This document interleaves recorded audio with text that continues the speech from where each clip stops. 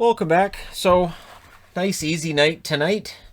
This is one of those nights where hey, it's just the North, which means scoring. Actually, the scoring wasn't that bad tonight. Not really. Both games ended up going to overtime. Both went pretty well, and I have a reason to wear my brand new Line A jersey. $50. It's this jersey that would have cost me like $229 5 months ago. Now $50. Who wants it? Jets fans apparently as in love with the Line A jersey as Islander fans were with Tavares jerseys after he left. So of course I go, yeah, all right, I'll take a Line A. Sure, why not? Of course, because of course. And yeah, and I've always liked this hat. I just don't have very many times that I wear it. I do have a jersey that kind of matches it. Anyways, completely matches it actually. We're gonna start out with Montreal and Ottawa. It's the weirdest thing about the North. So, Canadiens destroy Canucks. Canucks destroy Sens. Sens give Canadiens fits. Wrote that on the board going into the third period of this game. The weirdest thing about the North is how different things can be with teams compared to one another, and it just doesn't make any sense.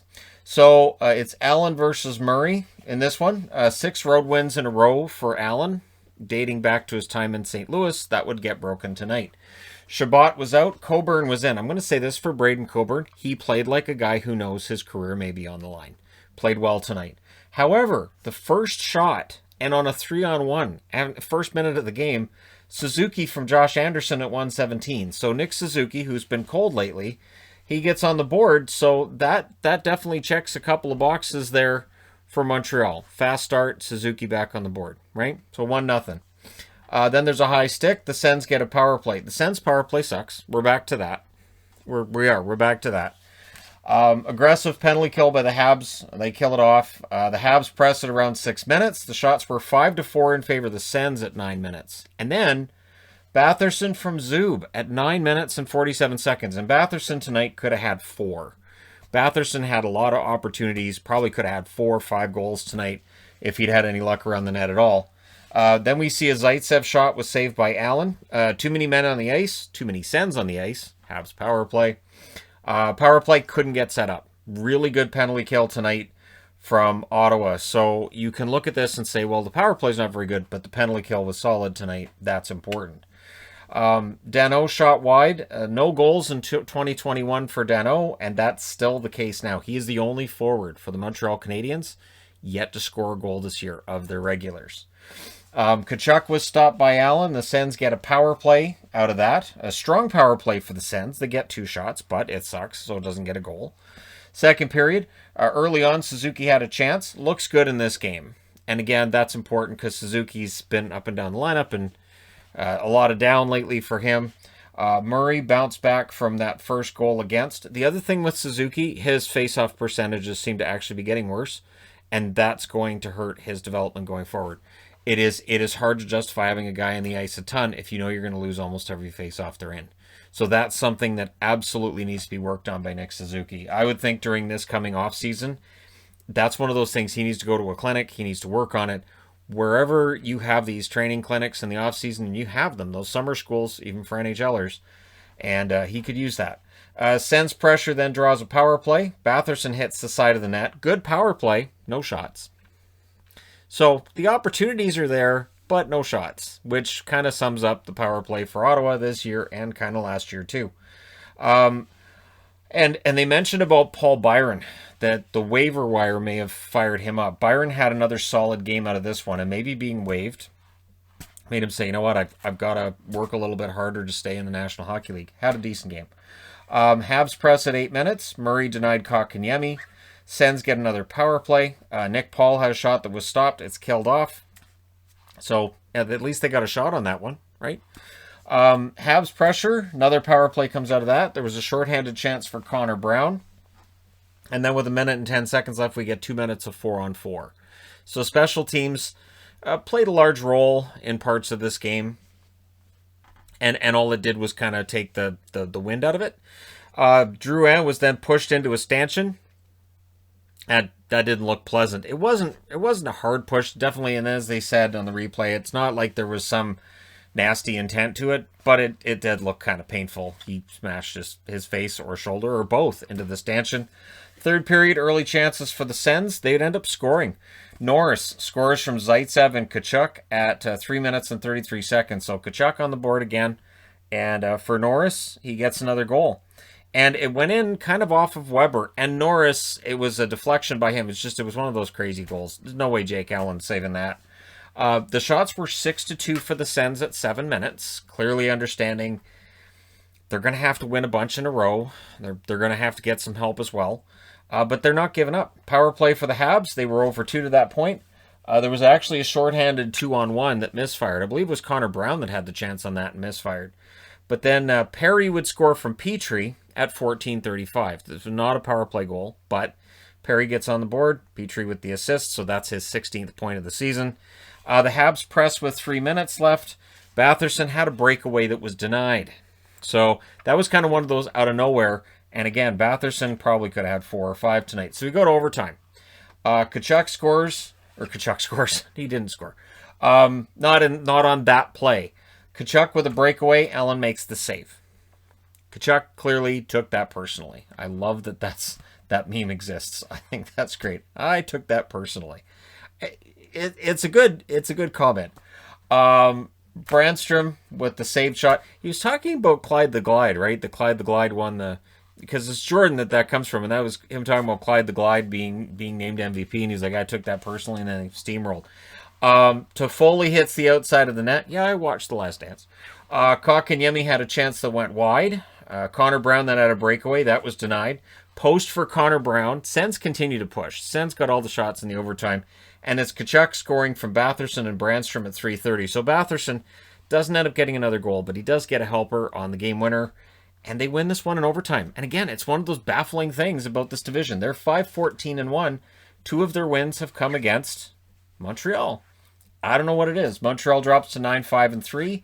That loss definitely cost them. So last night I did the power rankings, and I didn't want to penalize them for that loss against Toronto. This one, though, that's a tough one to swallow. Shots were 12-9 Ottawa in the first, 14-8 Montreal in the second, 12-9 Ottawa in the third, and then 6-0 in overtime. Final shots 39-32 for Ottawa. Power plays Montreal 0-3, Ottawa 0-4. And again, if you're a Montreal fan, you don't need to panic about this. Obviously, they're 9-5-3. They're way ahead of Vancouver, Calgary, and even Ottawa, who've beaten them a couple of times. But there are some cracks there, and there are some issues they got to work on. So Allen saves 36 out of 39, played very well. Murray continues to bounce back, 30 saves on 32 shots. I know the overall numbers are bad with Murray, but he's had some good games here. Your 3 stars, Tkachuk, Batherson, and Brown.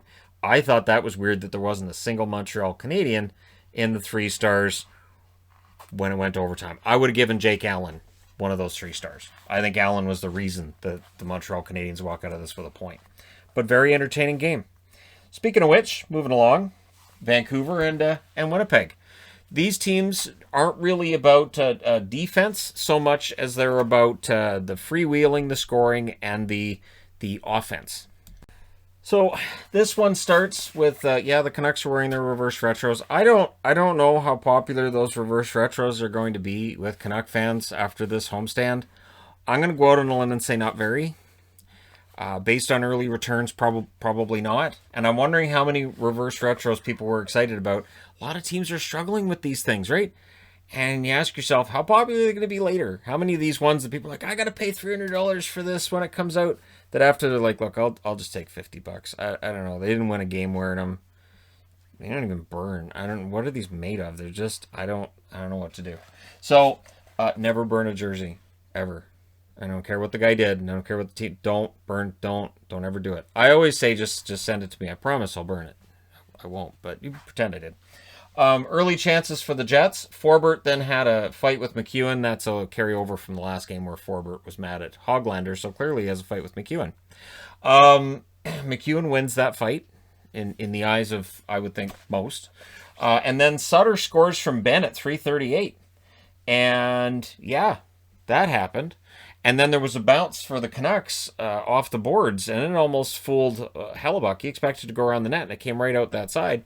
And so Sutter gets the goal based on that bounce. So, you'll take it where you can get it, right? So it's 1-0, and so we'll chalk that up to home ice advantage, where the bounce comes out, and it's not really Hellebuck's fault. I mean, most goaltenders would have gone, it's going to go over there. Oh, it didn't? All right.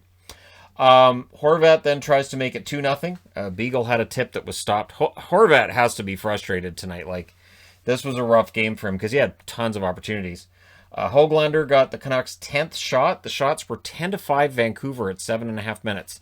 They came out and played like a team that knew they had to win, and they had to win in regulation. And then it changed. And I'm not sure if this was Winnipeg answering that or if this was just it slipping away. You guys can let me know in the comment section below which one you think it is. I think there's probably a little bit of a combination of both. Power play for the Canucks. It ends up with 2 shots. Scheifele was upset with a hit from Roussel. There was a lot of complaining to the officials in this game tonight, though, by both teams. Then we get Horvat with a wraparound try. The Jets had a 2-on-1 that misfired. Jets press with 7 minutes left.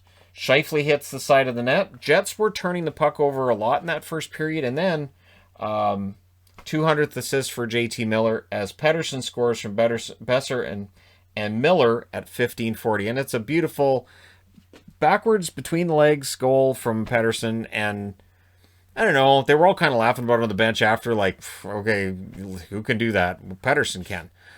He has elite level offensive skill, and it kind of showed tonight. And so, while you may look at the record, you may say, well, this year kind of sucks. And it does. At least Pettersson's got himself back in gear. So Connor then had a chance before the end of the first period that just wouldn't go. But Kyle Connor had plenty of chances tonight too. Second period, Miller with a wraparound. That was defended. Besser hits the side of the net. Canucks controlled the first 5 minutes. Miller, nice deke move by Miller, and then it went wide of the net. 7.5 minutes into this period, the Jets nearly got one. Hugh Levy, though, with a nice defensive move, and his defense has really been impressive. It would be nice once he gets really comfortable in the NHL with the defensive side if some of the offensive side of the game showed up for him. I'm thinking along the lines of Bieksa. When he first came into the league, he had some impressive defense, and then the offense came kind of out of nowhere. Nobody expected it. I'd love to see Hugh Levy follow a proper path like that. The Jets press. Holtby saves. There was a 4-on-2 for the Canucks. Sutter shot high on that one. Connor had a chance that was high on a turnover. And then Dubois. Dubois scores his first as a Jet, returning from injury tonight. From Wheeler and Scheifele at 14:37, and as JT Miller that was guilty of giving up the puck behind the net and should have been able to get that out and didn't. So, yeah, Dubois gets his first. Jets then are just pushing the play. From here on, it is Canucks trying to hold on. Canucks were hemmed in with 4.5 minutes left. There's a near goal from McEwen shortly after that. But the Canucks, while they're pressing with 2 minutes left and 20 seconds left, Pettersson missed a really good chance. You still got the feeling that the Jets were coming back in this one. It's definitely not overheading into the third period. Early chances for the Jets in the third. Höglander with a hook. The Jets end up with a power play. The Canucks killed that off. There were some close calls during that power play, though. Höglander then out of the box. He gets a chance. Dubois playing very well. They talked a lot about that tonight, about how Dubois was fitting in with the guys.